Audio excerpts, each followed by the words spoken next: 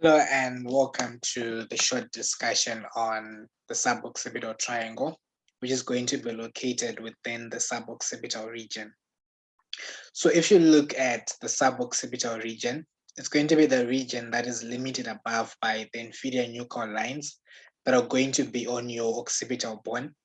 And below you expect the spine and the lamina of the axis vertebra, which is going to be your C2 vertebra, and laterally you expect the mastoid process and the transverse processes of the atlas and the axis, which is going to be C1 and C2 respectively, right?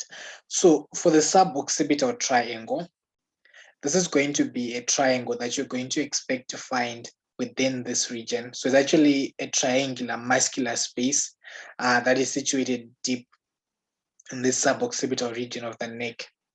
And there are going to be two of them, one on either side of the midline, and they're going to be bounded by 4 suboccipital muscles, right? So if you look at the suboccipital muscles, these are going to be the muscles that we're going to talk about. If you look at this is going to be the rectus capitis posterior major. This is the rectus capitis posterior minor. This is the obliquus capitis inferior, right? That is going to be the superior, right? So looking at the boundaries, the suboccipital triangle is bounded by these muscles. Above and medially, you expect the rectus capitis posterior major, right? It's going to be supplemented by the rectus capitis posterior minor, but you're going to find that this rectus capitis posterior minor is not directly forming the medial boundary. Then above and laterally or superolaterally, you find the obliquus capitis superior, right? Then inferolaterally, you find the obliquus capitis inferior, right? And these muscles, in terms of their actions, you're going to find that the rectus capitis major and the minor, the rectus capitis posterior major and the minor, of course, they're going to extend the head at the atlanto-occipital joint, whilst the obliquus capitis inferior actually rotates the head to the same side at the atlanto-axial joint. Right. If you look at these muscles, there's going to be one of the muscles which is not going to be attached to the skull. Right. So if you look at the obliquus capitis inferior, in its name there is capitis, but it's not going to attach onto the skull. Right. So these are the muscles. Rectus capitis posterior major, the minor is more inside. Those are the obliquus capitis superior and obliquus capitis inferior. This is another depiction showing you the rectus capitis posterior major being shown in blue. Then the obliquus capitis superior is being shown in green.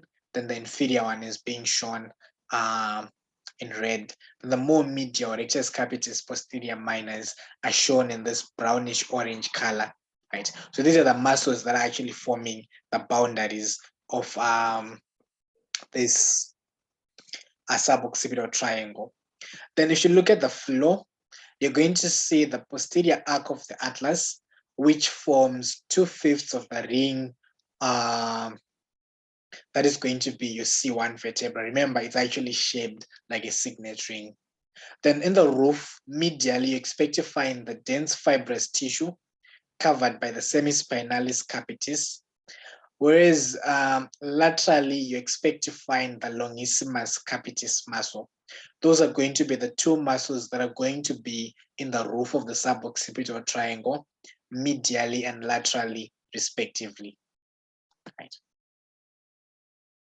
Then in terms of contents, there's the suboccipital nerve, which is basically the dorsal ramus of C1, and it's present in 50% of the individuals, and it has no sensory function and no dorsal root. You also expect to see this nerve innervating the muscles that are in this suboccipital triangle. Then you also expect the greater occipital nerve, which is now dorsal ramus of C2, and it's going to give sensory innervation to the back of the skull, particularly your scalp. It is very much different from the lesser occipital nerve, which was coming from the cervical plexus, being ventral ramus C2. Right. Other contents of this suboccipital triangle, you also expect the third occipital nerve, which is going to be dorsal ramus of C3. You expect the third part of the vertebral artery, as well as a venous plexus, popularly known as the suboccipital venous plexus. Others would like to describe it as a vertebral venous plexus, right? So in terms of these contents,